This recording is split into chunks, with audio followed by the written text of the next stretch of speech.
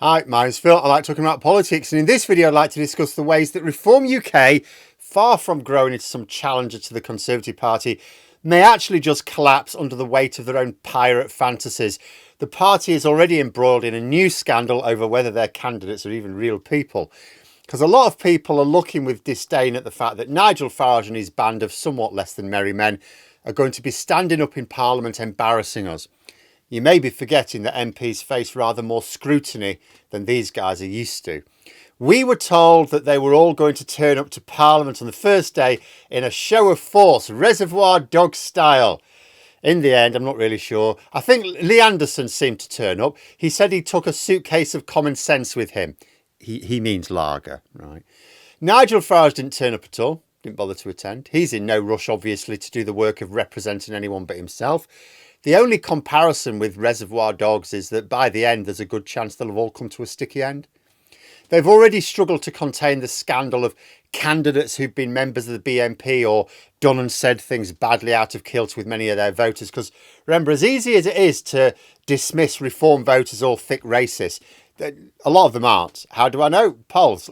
Maureen Common polled Reform voters and the breakdown was quite interesting, but not hugely surprising. They were asked who they'd have voted for as a second choice. 36% said the Conservatives, 25% said they wouldn't vote for anyone else. Most of the actual racists would be amongst that number. 16% said Labour, 9% Lib Dem, 7% Green. It's quite a spread. Doesn't fit the profile of a party targeting exclusively those susceptible to hateful culture wars.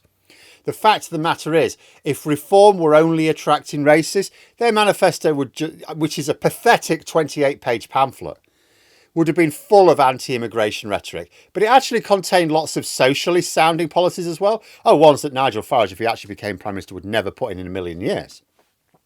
But there were policies in there designed to appeal to those on low incomes struggling under a 14-year Tory cost of living crisis. Which is why Farage went to such length to try and counter the stories of racism within his party, as if those guilty were a few bad eggs or even a deliberate plant by the media. I've already talked about how Labour just need to ease that cost of living burden from these people and they'll have little reason to be attracted to Reform UK next time. But they can be squeezed from the other end as well. Reform MPs are not going to be representing their constituents. Lee Anderson will put some effort in because he's not a rich playboy like the rest. He wants the money coming in. He likes his seat on the gravy train. But the rest of them are just on an ego trip. During the campaign, they used, the party used photos of people who they claimed were supporting Reform UK for one reason or another. But these testimonials were actually using photos that had been ripped off news articles about people who died, sometimes years ago. The entire operation was sick. This is who they are. And come the next election, there needs to be a much tighter control over what political stunts can be used. And over the next few years, these MPs are going to get scrutinised in a way that they never have before. Their latest scandal is proving their candidates are even real. Byline Times, I think, began to question if some candidates were real because many of them there was no evidence they were. There's no digital presence during the campaign, no photos or videos of them. In some cases, actual AI images were used to represent the candidates, which is weird. It's like, if you're going to put an image of the candidate up anyway, why not just take a photo? You got a phone. Quite a few are reported as not having attended either the hustings or the counts. In other words, we don't know this person's real. People who have tried to find the person representing Reform UK in some constituencies have struggled. Now, I will point out a couple of the ones that were suspect have now been found to be real people. It's worth pointing out there is no proof that none of them are real. Remember that the way Reform UK selected candidates was essentially getting people to apply. It's a bit like joining the Dennis the Menace fan club. You just wrote off and gave them some money. We also know there was no vetting of candidates by the admission of Nigel Farage himself. But what seems incredible to me is it's even possible that some candidates may not have been real. The Electoral Commission should have been able to respond to this potential scandal by saying, no, candidates are verified. This can't possibly be true. But they haven't. They've said, well, if this is true, it's a police matter. So the authorities are essentially saying, yes, it's possible to have candidates for an election who don't exist. Which is madness. I had no idea. Like, voters are verified. If you vote in person, you're extra verified. The people who nominate a candidate are verified.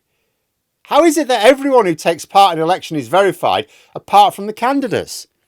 I knew our country was broken, bloody hell.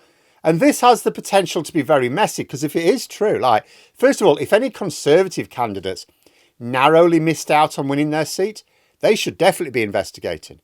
If they get evidence that the Reform candidate did not exist, not just didn't campaign. I mean, you get paper candidates. Paper candidates exist. And sometimes these are people who do exist, but they don't do any campaigning. They don't expect to win. And then every now and then, actually, usually not in a general election, but like in local elections, you can sometimes win. You know, so they'd have a legal case, some Conservative candidates, to get the election voided if they can prove that as a result of this, they lost out.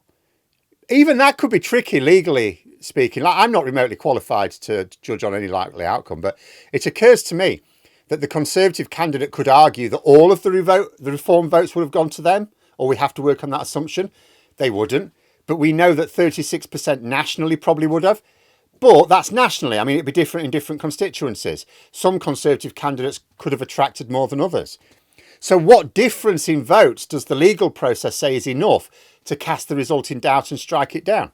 Especially if the consequence ends up not being one or two, but dozens of MPs suddenly no longer being MPs while by-elections are held. Like, I'm really hoping this story is not at all true, because I know Farage said he wanted to shake the system up. This would cause massive disruption to the workings of Parliament. But it would also be a very bad look for Reform UK as well, because they have brought not the EU Parliament, but the British Parliament to disrepute, if any of this is true. And plenty of his voters won't like that. Nigel Farage and the various parties he's run have been used to getting a light touch from the media for years, largely because he fed them outrage for eyeballs. And he was aligned with what the media barons wanted people to be told anyway. But those same media barons, they don't want a Labour government. And Reform, if they don't collapse under the weight of their own corruption, represent a threat to the party they want running the country next time. I mean, Farage is not only splitting the right-wing vote, he's wanting electoral reform. Something I should be talking about when I get time, because that's important. I was going to do it today. So Farage is, from the point of view of the media, still someone who is good for clicks, but now a potentially loose cannon to the plans of those who own the media. He did start to get some scrutiny during the election campaign. He did not stand up to the pressure. He may well find he faces a great deal more as an MP and leader of the joint fifth largest party in Westminster. Maybe actually fifth if he persuades Jim Allister of the TUV to take the party whip. But they're not going to get on with each other. Their interests don't align, and Farage supported Allister's opponent despite his party's pact with the TUV.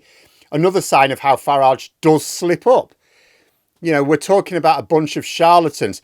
They've been used to striding around the wild west of our political landscape like pirates because it's been on the media, not in Parliament.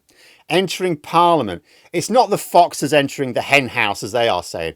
They're entering the hothouse. They will be filling in financial interest forms. There's a standards committee to scrutinise them. There will be tighter standards for MPs coming in terms of second incomes. If MPs feel that there are further holes in the system being exploited by Farage, they can close them. We may even find that Conservative MPs are calling for tighter standards because they may approve of any move which stuffs Farage into a very uncomfortable box. I mean, who is there in Parliament that even tolerates Reform UK being amongst them? They've got their own 5 MPs. There's a tenuous link with Jim Allister. There's people talking about the fact Suella Braverman might join him. I'm going to talk about that one if I get time this afternoon, because that's quite interesting. But everyone else despises them. They're not going to turn up very often, these guys. This nonsense from Farage supporters about, oh, he's going to hold Starmer to account at PMQs every week. Behave yourself. Farage doesn't get questions in PMQs. The guaranteed questions are for the leaders of the 2 largest opposition parties. If he turns up, he will get one every now and then. You know, that's assuming he can be asked to turn up every week, wave his order paper about, and you know, he'll be huffing and puffing about, oh, why aren't I being asked a question? Because you're 1 MP, mate. You're 1 MP. And what happens when he does ask a question? It will be a ridiculous question. And Starmer, although I'm sure he will not do this, but he'll be perfectly within his rights to stand up, just go, grow up and sit back down again. Farage is not going to make a splash in Parliament. He's more likely to mostly steer clear of the place and whine about how the establishment's been mean to him. You know, deep state witch hunt, the whole Trump-Johnson thing. But Farage is not Trump or Johnson. He's a shock jock who got elected to Parliament, and if he wants to attend, will be sat right at the back of the opposition benches, packed into a legislative assembly of people who have nothing but contempt for him. He's not a fox in a hen house, he's a hen in a fox house. He'll still no doubt poison our media spaces, but he will not poison our Parliament. But there we are. Those are my thoughts. If you enjoyed the video, please subscribe for further content and click the like button. You can also sign up for memberships if you'd like to support the channel further. Thanks for watching, and until next time, I'll see you later.